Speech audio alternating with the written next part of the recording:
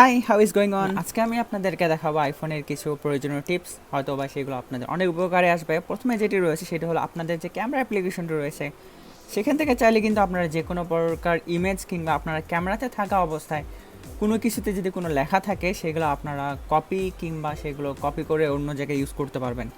এর জন্য করতে হবে কি, যেমন ধরুন আমি হচ্ছে একটা ডিকশনারি নিয়ে আসি, সেখান থেকে আমি এই ডিকশনারি একটা র্যান্ডম পেজ ওপেন করব। সেখান থেকে আমি যদি এই ক্যামেরাটা ধরে রাখি, তারপর নিচের দিকে দেখতে পারবেন যে কয়েকটি লাইনের মতো একটা চিহ্ন চলে আসবে। আপনারা যে সেখানে সিলেক্ট করেন, তাহলে আপনারা সেখানে সিলেক্ট করার পর আপনারা হচ্ছে আপনারা যে টেক্সটগুলো দেখতে পাচ্ছেন আর কি, সেগুলো আপনারা এখান থেকে সিলেক্ট করে আপনারা কপি করতে পারবেন, কিংবা আপনারা চাইলে সবগুলো একসাথে সিলেক্ট করে আপনারা কপি করে আপনারা গুগল সার্চ কিংবা আপনারা অন্য কোনো ডকুমেন্টে আপনারা ইউজ করতে পারেন, যাতে আপনারা পরবর্তীতে এডিট করতে পারেন।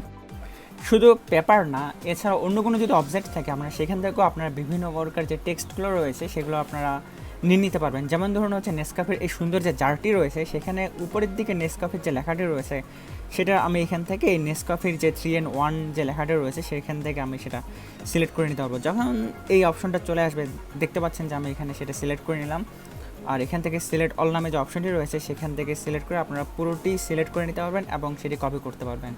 আর আমি আপনাদেরকে দেখাই আসলে এটা কত অ্যাকুরেটলি কাজ করে। এখানে আপনারা দেখতে পাচ্ছেন যে নেসকাফের যে লেখাগুলো ছিল সেগুলো কিন্তু ভিন্ন ফন্টে ছিল। এরপরও আপনারা এখান থেকে দেখতে পাচ্ছেন যে সেটা খুব সুন্দরভাবে কাজ করেছে এবং আমি সেটা গুগলে সার্চ করতে পারতেছি।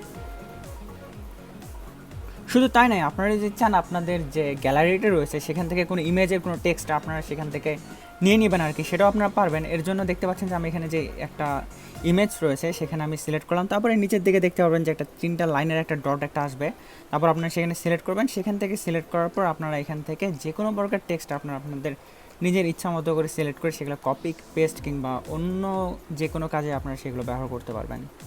আর সত্য কথা বলতে এই জিনিসটা অনেক ইউজফুল। আপনারা যদি এই জিনিসটা একটু ইউজ করতে অভ্যস্ত হয়ে পড়েন, তাহলে আপনারা বুঝতে পারবেন যে আসলে এটা কত জায়গায় কতভাবে এটা ব্যবহার করা যেতে পারে। আপনারা প্রতিনিয়ত আপনাদের বিভিন্ন সময় আপনারা টাইমার নামে যে অ্যাপ্লিকেশনটা রয়েছে সেটা আপনারা ইউজ করেন। এটার একটা মজাদার ফিচার হলো সেটি হচ্ছে আপনাদের যে কন্ট্রোল সেন্টারটি রয়েছে সেখান থেকে কিন্তু আপনাদের টাইমারের যে একটি লিমিট রয়েছে সেটি কিন্তু আপনারা এখান থেকে নিয়ন্ত্রণ করতে পারবেন। যেমন ধরুন এখান থেকে আপনারা দেখতে পাচ্ছেন যে আমার টাইমারটা আর কয়েক সেকেন্ড পর শেষ হয়ে যাবে। চাইলে কিন্তু এখানকার যে টগলটা রয়েছে সেটা যদি আমি উপরে আপ কিংবা ডাউন করি, তাহলে এখানকার যে টাইমারের যে একটি লিমিট রয়েছে সেটা বাড়া কমা করতে পারবো। এখন বড় কথা হলো, এটা যদি আপনাদের কন্ট্রোল সেন্টার না থাকে এই টাইমারের সুইচটা, তাহলে কী করবেন? এর জন্য আপনাদেরকে প্রথমে সেটিংয়ে যেতে হবে। সেটিংয়ে যাওয়ার পর কন্ট্রোল সেন্টারে যাবেন। তারপর এখানে দেখতে পারবেন যে আপনাদের যদি টাইমারের অপশনটা যদি প্লাস করা না থাকে, তাহলে আপনারা নিচের দিকে খুঁজে নিয়ে আপনাদের টাইমারের যে অপশনটি রয়েছে সেটাকে আপনারা প্লাস করে নেবেন। তাহলে দেখতে পারবেন যে আপনাদের কন্ট্রোল সেন্টারে সেই টাইমারের অপশনটি অ্যাড হয়ে গেছে। আর আপনারা যখন সেই টাইমারটা অন করবেন আর কি, তখন হচ্ছে আপনারা তখন সেটা থেকে নিজের ইচ্ছা মতো করে আপনাদের টাইমারের অপশনটা কন্ট্রোল করে বাড়ানো কিংবা কমানো করতে পারবেন। আমাদের অনেক সময় প্রয়োজন পড়ে আমাদের যে ইমেজগুলো রয়েছে সেগুলো ডিটেল দেখতে। তো আমরা আগে করতাম কি, আমরা যদি কোনো ইমেজের ডিটেল দেখতে চাই তাহলে আমরা হয়তো বা এর জন্য আমরা থার্ড পার্টি কোনো অ্যাপ্লিকেশন ইউজ করতাম। কিন্তু আমি আপনাদেরকে বলে রাখি, এর জন্য আপনাদেরকে অ্যাপ স্টোরে যে ফটো ডিটেলের কোনো অ্যাপ্লিকেশন আপনাদেরকে সার্চ করে কোনো একটা থার্ড পার্টি অ্যাপ্লিকেশন ইনস্টল করা রাখবেন না। এখন আপনারা করতে পারবেন কি, আপনাদের যে গ্যালারিটি রয়েছে সেখানে ইমেজটা ধরে একটু উপরের দিকে সোয়াপ করে দেন, তাহলে দেখতে পাবেন যে এর নিচের দিকে আপনাদের সেই ইমেজটি যেটি রয়েছে সেটা ফুল ডিটেল আপনারা এখানে পেয়ে যাবেন। এটা কত মেগাপিক্সেল ক্যামেরা ইউজ করে ছবি তোলা হয়েছিল, তারপর এটা হচ্ছে সাইজ কত, এবং যাবতীয় যতগুলো ইনফরমেশন রয়েছে এবং এর ফরম্যাটটা কী ইমেজের, সব কিছু আপনারা এখান থেকে দেখতে পারবেন জাস্ট উপরের দিকে সোয়াপ করে দিয়ে। আর এটা করলে হবে কি, আপনাদেরকে কোনো থার্ড পার্টি অ্যাপ্লিকেশন ডাউনলোড করা লাগবে না। আর এটা অনেক সিম্পল আর অনেক হচ্ছে ইজি। আর আপনারা চাইলেন ইমেজটাকে নিচের দিকে সোয়াপ করলে আপনাদের যে ইমেজটা রয়েছে সেটাকে মিনিমাইজ করতে পারবেন। এখন আমি আপনাদেরকে একটা টিপস দেখাবো, যার মাধ্যমে হবে কি আপনারা একসাথে বেশ কয়েকটা অ্যাপ্লিকেশন আপনারা এক পেজ থেকে আরেক পেজে সোয়াপ করতে পারবেন। এর জন্য আপনাদেরকে পড়তে হবে কি, আপনার যে কোনো একটা অ্যাপ্লিকেশন সিলেক্ট করে এডিট হোম স্ক্রিন করে তারপর সেই অ্যাপটা চেপে ধরেন।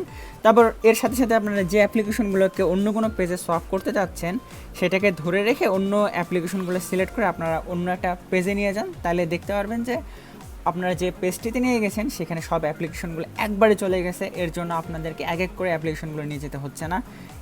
এর ফলে হবে কি, আপনারা খুব সহজে বেশ কয়েকটা অ্যাপ্লিকেশন আপনারা এক পেজ থেকে আরেক পেজে আপনারা নিয়ে যেতে পারবেন। কিংবা আপনারা একটা জিনিস তো জানেনই, সেটা হচ্ছে আপনারা একটা অ্যাপ্লিকেশনের উপর আপনার যে আরেকটা অ্যাপ্লিকেশন দিয়ে দেন, তাহলে সেটা একটা অটোমেটিক্যালি একটা ফোল্ডার ক্রিয়েট করে ফেলে। এখন আপনারা চাইলে বেশ কয়েকটা অ্যাপ্লিকেশন কিন্তু আপনারা একসাথে সিলেক্ট করে আপনারা ওই সেম কাজটা করতে পারবেন। যেমন ধরুন আমি এখানে একসাথে মাল্টিপল কয়েকটা অ্যাপ্লিকেশন সিলেক্ট করে আমি ওই ফোল্ডারটাতে দিয়ে দিলাম। এর ফলে হবে কি, মানে মাল্টিপল অ্যাপ্লিকেশন একসাথে আপনারা একটা ফোল্ডারে আপনারা সলভ করতে পারবেন। তো আজ এ পর্যন্তই, আশা করি ভিডিওটি ভালো লেগেছে। আর যে ভিডিওটি ভালো লাগে থেকে যারা এখন পর্যন্ত আমার চ্যানেলটা সাবস্ক্রাইব করেননি, আশা করি আমার চ্যানেলটা সাবস্ক্রাইব করবেন। আর সবাই অনেক ভালো থাকবেন। Tata, bye bye.